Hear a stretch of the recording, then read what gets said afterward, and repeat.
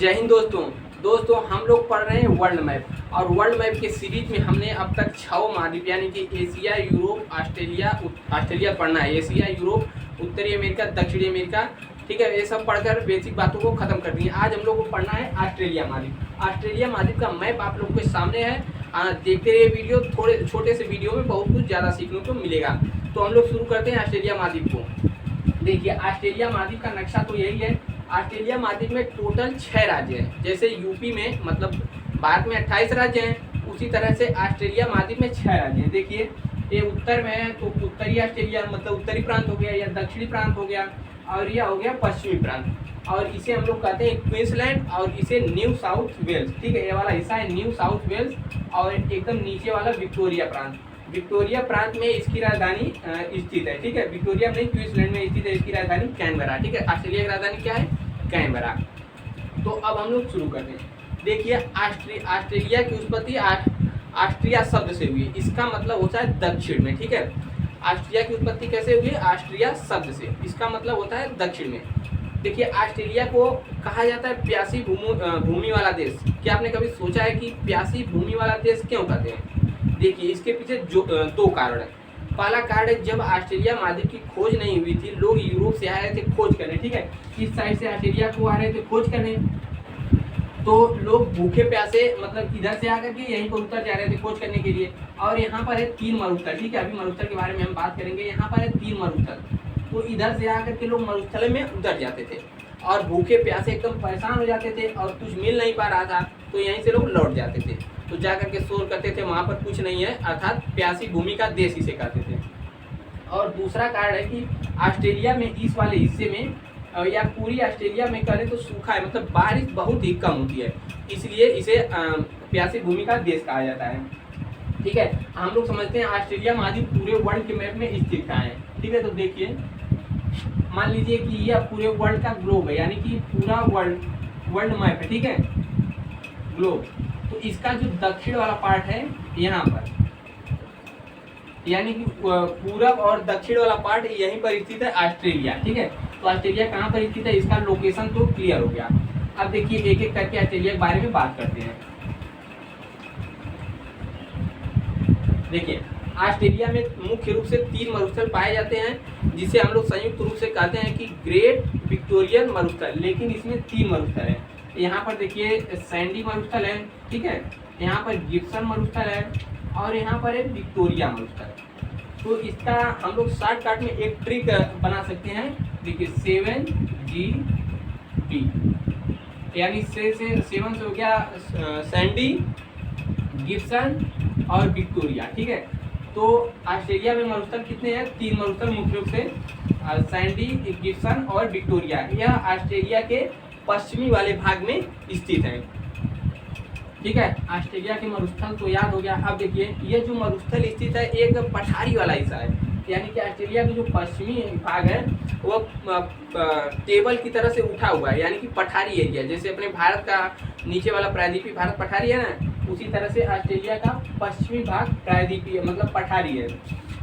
और जैसे जैसे इधर आएंगे तो ऑस्ट्रेलिया के यह सब वाला भाग, यह वाला जो भाग है, यह समुद्र तल से भी नीचा है, लगभग 10 मीटर समुद्र तल से नीचा है। अगर यहाँ पर हम कुआं खोद दे तो पानी स्वतः ही निकलने लगता है, और ऐसे कुओं को कहते हैं उत्सुक,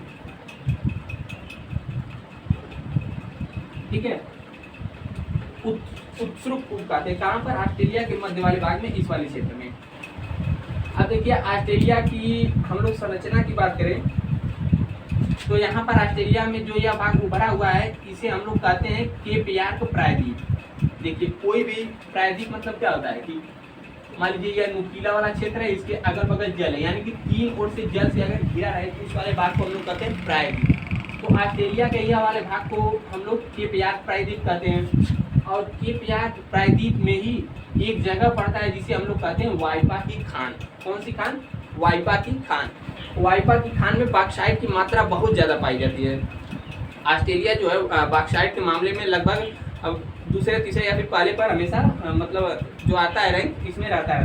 बॉक्साइट के मामले में ऑस्ट्रेलिया ऊपर ही रहता है। उसके बाद यहाँ आ जाते हैं माउंट ईसा, ठीक है। माउंट ईसा भी खान है। यहाँ पर सीसा जस्ता और भी पीतल वगैरह यहाँ पर माउंट ईसा में पाई जाती है। ये क्वींसलैंड राज्य में स्थित है। ठीक है, अब देखिए हम लोग आ जाते हैं थोड़ा सा इस साइड, यानी कि उत्तरी वाले ऑस्ट्रेलिया के उत्तरी प्रांत में। यहाँ पर है अर्नाहम लैंड। ठीक है, यहाँ पर भी अर्नाहम लैंड और पिलबारा। देखिए पिलबारा में लोहे की बहुत बड़ी खदान है, लोहे की बहुत बड़ी खदान है, क्योंकि जो भी भाग पठारी होता है यानी कि ऊंचा होता है टेबल की तरह, वहाँ पर अक्सर खनिज धातु मिलते रहते हैं। देखिए जैसे उत्तरी भाग में हो गया हमारे यहाँ गंगा वाला मैदान, यमुना वाला मैदान, इधर तो कुछ खनिज निकलता नहीं है। लेकिन वही हम लोग दक्षिण भारत में चले जाए तो कर्नाटक हो गया, ठीक है, आंध्र प्रदेश हो गया और महाराष्ट्र का कुछ पठारी वाला भाग हो गया, वहाँ से बहुत ज़्यादा मात्रा में खनिज पदार्थों की उत्पत्ति मतलब वहाँ से खोदकर निकाले जाते हैं। जो प्रायद्वीप यानी कि पठारी वाला क्षेत्र होता है वह अपने अंदर बहुत सी खाद्यान्नों को समेटे हुए रहता है।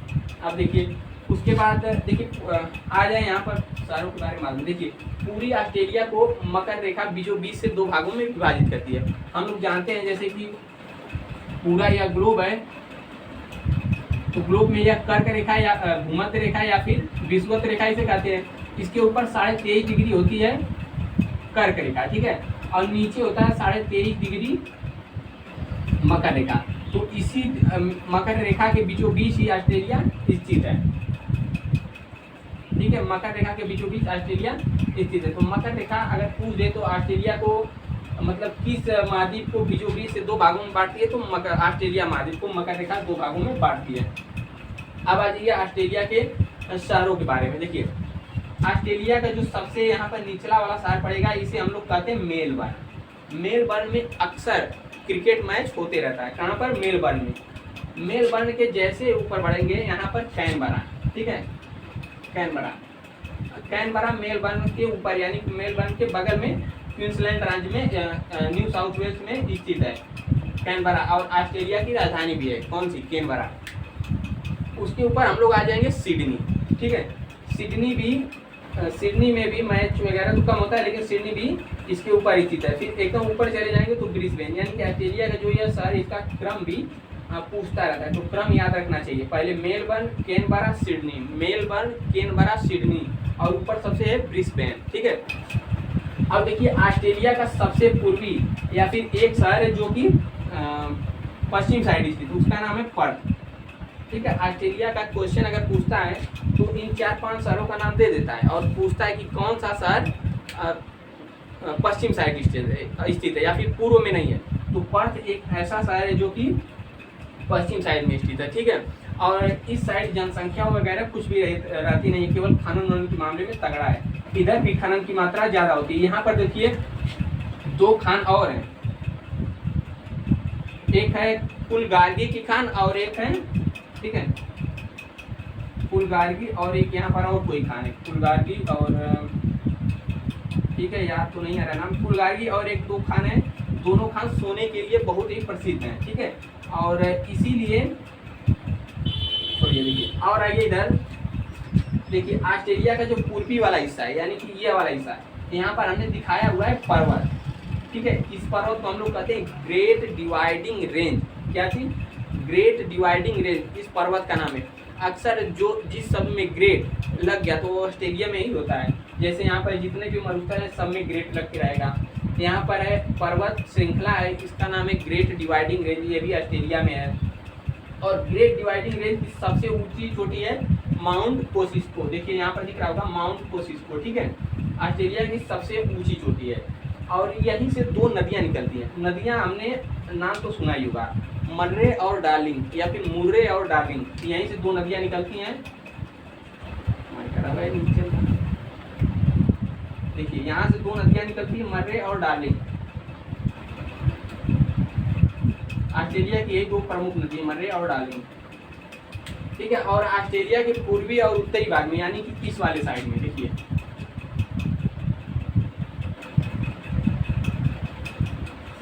इस वाले साइड में एक बहुत लंबी प्रवाल भित्ति की श्रृंखला पाई जाती है, ठीक है, ऊपर यानी कि पर्वत के ऊपर पूर्वी साइड समुद्र में, उसे हम लोग क्या कहते हैं, ठीक है। यहाँ पर बहुत बड़ी शैवालों की श्रृंखला पाई जाती है। अब देखिए यह बनते कैसे समुद्र में, ठीक है। देखिए ये एक छोटे छोटे जीव होते हैं, प्रवाल भित्ति जिसे हम लोग कहते हैं, ठीक है।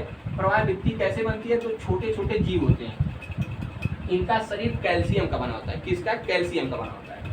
और यह बहुत ज़्यादा मात्रा में एक जगह इकट्ठा होते हैं। देखिए जैसे मान लीजिए बहुत ज़्यादा मात्रा में एक जगह इकट्ठा हो गए और यह मर गए, और इनका जो शरीर का ऊपर वाला हिस्सा होता है, ऊपर वाला हिस्सा यह कैल्शियम का बना होता है, जो कि बहुत कठोर हो जाता है। और ये बेचारे छोटे छोटे जीव होते हैं, मर उठकर अलग हो जाते हैं, और इनका जो शरीर का खोल बचा रहता है परत दर परत इकट्ठा होता रहता है, और अंत में बहुत बड़ी मात्रा का यानी कि बहुत बड़ा रूप ले लेता है। इसी को हम लोग कहते हैं प्रवाल भित्ति। तो कोरल रीफ इंग्लिश में कहते हैं। क्या कहते हैं? Coral reef. ऑस्ट्रेलिया के उत्तर पूर्वी वाले भाग में इस साइड में बहुत ज़्यादा मात्रा में लगभग हजारों किलोमीटर की लंबी श्रृंखला फैली हुई है। और यह इतनी लंबी श्रृंखला है, ज़्यादा गहराई पर नहीं है। अक्सर लोग यहाँ पर गोताखोरी के लिए जाते रहते हैं, और यहाँ पर जहाजें तो आ नहीं पाती है। पानी वाली जो भी शिप होती है, ठीक है, पानी वाली शिप इधर आ नहीं पाती है। कई बार शिप आने का प्रयत्न करती है, या फिर शुरुआती दौर में आती भी थी तो वहीं पर लड़ करके गिर जाती थी, टूट जाता, उसका पेनिया फूट जाता था और उसमें पानी बच जाता था, खत्म। तो इसीलिए कोई भी समुद्री जहाज आती है तो यहीं पर रुक जाती है इस साइड ही, और इधर से छोटी छोटी जहाजें, कम ऊंचाई वाली जहाजें जाती हैं, इस पर माल लोड किया जाता है, फिर उसके बाद इसमें प्रवेश कराया जाता है, ठीक है। तो कोरल रीफ कहाँ पर स्थित है? ऑस्ट्रेलिया के उत्तर पूर्वी भाग में। और यहाँ पर हमने बता दिया स्थित है ग्रेट डिवाइडिंग रेंज पर्वत और माउंट कोसिस्को इसकी सबसे ऊंची चोटी है। अब देखिए ऑस्ट्रेलिया में एक झील है जो कि बहुत प्रसिद्ध है। यहाँ पर यह झील दिखाई दे रहा होगा, इस झील के नाम है आयर झील,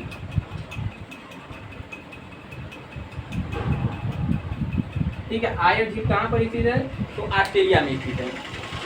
आयर झील की खास बात है इसका जो सबसे निचली पॉइंट है, यानी निचला पॉइंट है, यह ऑस्ट्रेलिया का भी सबसे नीचे पॉइंट है, ठीक है। समझ में आ रहा है? ऑस्ट्रेलिया सबसे निचला पॉइंट क्या है? आयर झील का निचला पॉइंट। और आयर झील के ऊपर ही यहाँ पर लगभग इधर एक पर्वत पड़ेगा जिसका नाम है आयरे पर्वत, ठीक है, आयरे पर्वत। तो आयरे पर्वत की खास बात क्या है कि यह रात्रि में, यानी इस पर्वत का रंग बदलता रहता है। हाँ, रंग बदलता रहता है, कभी नीला पीला। यह वहाँ पर स्थित एक शैवाल और कुछ और परिघटना के कारण होता है, इसे रंग परिवर्तन करने वाला, ठीक है, रंग चेंज करने वाला पर्वत दिखाया जाता है। कौन से पर्वत को? आयरे पर्वत को। और देखिए इधर तो हम लोग पता है कि इधर जो है खनन की मात्रा बहुत ज़्यादा होती है, ठीक है, खनन की मात्रा बहुत ज़्यादा होती है। तो यहाँ से यहाँ सामान ले जाने में होती थी बहुत दिक्कत, ठीक है। तो इसी दिक्कत को दूर करने के लिए ऑस्ट्रेलिया वालों ने क्या किया? देखिए ऑस्ट्रेलिया वालों ने क्या किया, यहाँ सिडनी से, ठीक है, सिडनी से यहाँ तक पर्थ तक एक रेलवे लाइन बिछा दिया। क्या बिछा दिया? रेलवे लाइन, जो जिसे हम लोग ट्रांस ऑस्ट्रेलियन रेल मार्ग भी कहते हैं। कहाँ तक? सिडनी से लेकर पर्थ तक है। इधर से जितना भी खनन होता है पर्थ से लोड होकर के, मालगाड़ी में लोड होकर के सिडनी तक कैसे जाता है? रेलगाड़ी के द्वारा। इसी तरह से लगभग हर महाद्वीप में इस कोने से लेकर इस कोने तक रेल मार्ग की श्रेणी बिछी हुई है। जैसे अफ्रीका में इधर हो गया, दक्षिण अफ्रीका से पहुंच गया है मिस्र तक, ठीक है, और एशिया में पहुंच गया है इधर रूस के इस कोना से लेकर उस कोना तक। इसको हम अलग से बताएंगे, या तो केवल बेसिक बातों के बारे में बात कर रहे हैं। इसके बाद यानी ऑस्ट्रेलिया महाद्वीप खत्म होगा तो इसके बाद जितने भी देश में, यानी कि प्रत्येक महाद्वीप में पर्वत, ठीक है, नदियाँ, झील, झरना और खनन वाला लोहा बॉक्साइट जितने भी हैं उन सब के बारे में बात करेंगे। तो अब तक तो इतना हमने बताया, और कुछ बचा। देखिए इस यहाँ पर एक खाड़ी है, ठीक है, खाड़ी। तो खाड़ी, इस खाड़ी का क्या नाम है? कारपेंट्रिया की खाड़ी। कौन सी खाड़ी? कारपेंट्रिया की खाड़ी, इसे हम लोग कारपेंट्रिया की खाड़ी कहते हैं। और देखिए यहाँ पर ऑस्ट्रेलिया का जो ये यहाँ पर पर्थ के नीचे वाला हिस्सा है ना, इसे हम लोग कहते हैं भूगोल की खाड़ी, ठीक है। एक बार क्वेश्चन भी पूछा हुआ था, जियोग्राफिकल खाड़ी या फिर भूगोल की खाड़ी कहाँ स्थित है? तो ऑस्ट्रेलिया के नीचे, यानी पर्थ के नीचे वाले भाग में स्थित है भूगोल की खाड़ी। और देखिए यहाँ पर तो मिट गया, यहाँ पर है एक, ठीक है, यहाँ पर एक छोटा सा द्वीप है ऑस्ट्रेलिया का भाग है, इसका नाम है तस्मान। क्या नाम है? तस्मान। और ऑस्ट्रेलिया और तस्मान के बीच वाली जो जल संधि है, जल संधि को हम लोग कहते हैं बास जल संधि। अब देखिए जल संधि क्या होता है, जैसे दो भूभागों को, यानी दो भूखंडों के बीच से, ठीक है, निकलने वाली जल, ठीक है, पतली जो जल को निकलने वाली मात्रा राशि होती, जगह होती, उसी को हम लोग कहते हैं खाड़ी। खाड़ी नहीं, जल संधि। तो ऑस्ट्रेलिया और तस्मान सागर को अलग करने वाली जल संधि का क्या नाम है? तो बास जल संधि। ठीक है, और देखिए यहाँ पर यह वाला जो हिस्सा दिख रहा है ना, ऐसे चंद्राकार वाले भाग को हम लोग कहते हैं बाइट। ठीक है, तो इसको क्या कहते हैं हम लोग? Australian byte, BIT। ठीक है, तो जहां पर भी चंद्राकार वाला भाग दिखा, कोई भी देश या फिर कोई भी द्वीप के बीच में, तो इसे बाइट कहा जाता है, और इस वाले बाइट को हम लोग कहते हैं ऑस्ट्रेलियन बाइट। ठीक है, और ऑस्ट्रेलिया के बारे में तीन चार चीज के बारे में जान लीजिए। देखिए, नंबर 1, ऑस्ट्रेलिया की महारानी का क्या नाम है? विक्टोरिया। देखिए, विक्टोरिया महारानी इंग्लैंड की भी है और यहाँ की भी है, लेकिन महारानी केवल नाम की है, इनका कोई भी वजूद मतलब है, इनके आदेश से कोई काम नहीं होता। तो महारानी जो भी इंग्लैंड की होती है वह भी ऑस्ट्रेलिया की महारानी होती है। और दूसरा बात जान लीजिए, ऑस्ट्रेलिया महाद्वीप को हम लोग कहते हैं प्यासी भूमि का देश। क्या कहते हैं? प्यासी भूमि का देश। इसका कारण हमने पीछे बता दिया। और तीसरा बात, ऑस्ट्रेलिया में दूध की मात्रा बहुत ज़्यादा होती है, यानी कि दूध का पैदावार बहुत होता है। ठीक है, यहाँ से दूध इतना होता है कि यह दूसरे देशों को अपने यहाँ से आयात करता है। ठीक है, आयात निर्यात। और देखिए यहाँ पर तीसरा पॉइंट, यहाँ पर ऑस्ट्रेलिया में एक भेड़ पाई जाती है, जिस भेड़ का नाम है मेरिनो भेड़।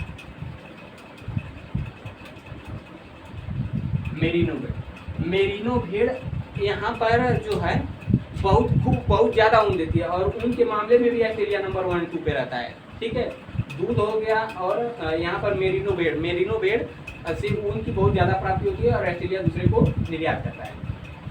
अब देखिए, इसके बाद चौथा पॉइंट, ऑस्ट्रेलिया में आप लोग को सोच रहे होंगे कि यह जितने भी शहर, जैसे मेलबर्न हो गया, कैनबरा हो गया, सिडनी हो गया, ब्रिस्बेन हो गया, जितने भी शहर हैं यह पूर्वी साइड ही क्यों पाए जाते हैं? क्योंकि देखिए इसके पीछे भी एक रीजन है। यहाँ पर तो इतना विशाल है पर्वत, और हम लोग जानते हैं कि बारिश वहीं होती है जब पर्वत से मानसून टकराता है। और ऑस्ट्रेलिया की खास बात यह है कि ऑस्ट्रेलिया में जो हवाएं चलती हैं यह पूर्व साइड से पश्चिम साइड की ओर आती हैं। हवाएं कहाँ से आती हैं? पूर्व से पश्चिम की ओर हवाएं आती हैं, और हवाएं जब आती हैं तो इसी पहाड़ से टकरा करके अपना बारिश यहीं पर कर देती हैं, और जनता भी वहीं रहेगी जहाँ पर बारिश होगी, फसल होगी। तो ऑस्ट्रेलिया के जो पतला वाला परत है, यानी कि पतली पट्टी है, यहीं पर जनसंख्या ज़्यादा निवास करती है, इसलिए शहर भी ज़्यादा यहीं पर है। और यह पर्वत जो है अपने मतलब रोक लेता है मानसून को, और इस साइड वर्षा बहुत कम होती है, इसीलिए ऑस्ट्रेलिया को प्यासी भूमि का देश कहा जाता है। अधिकतर वर्षा यहीं पर हो जाती है, इसलिए सारी जनसंख्या यहीं पर रहती है, और अक्सर जितने भी बढ़िया शहर हैं ऑस्ट्रेलिया के इधर ही स्थित हैं। ठीक है, और यहाँ से 2 नदियाँ कौन गई थी? यहाँ पर मर्रे थी और ये थी डार्लिंग। ठीक है, मर्ले और डार्लिंग। और ऑस्ट्रेलिया का देखिए ये वाला भाग तो ऑस्ट्रेलिया का हो गया पठारी, यानी ऊंचा उठा हुआ क्षेत्र है, और यह वाला जो है उच्चवर्ती भूमि, यानी कि जो पर्वत है इसके कुछ पट्टी वाला भाग थोड़ा ऊंचा है, और इसके बाद यह सब जो भाग आता है यह मध्यवर्ती निम्नवर्ती भूमि में आता है, यानी कि धंसा हुआ है, समुद्र तल से भी इसकी ऊंचाई जो है नीचे है। इसीलिए यहाँ पर अगर कुआं खोद दे तो यहाँ पानी स्वतः ही निकलने लगता है, और इसे हम लोग उच्चस्रुत कूप कहते हैं।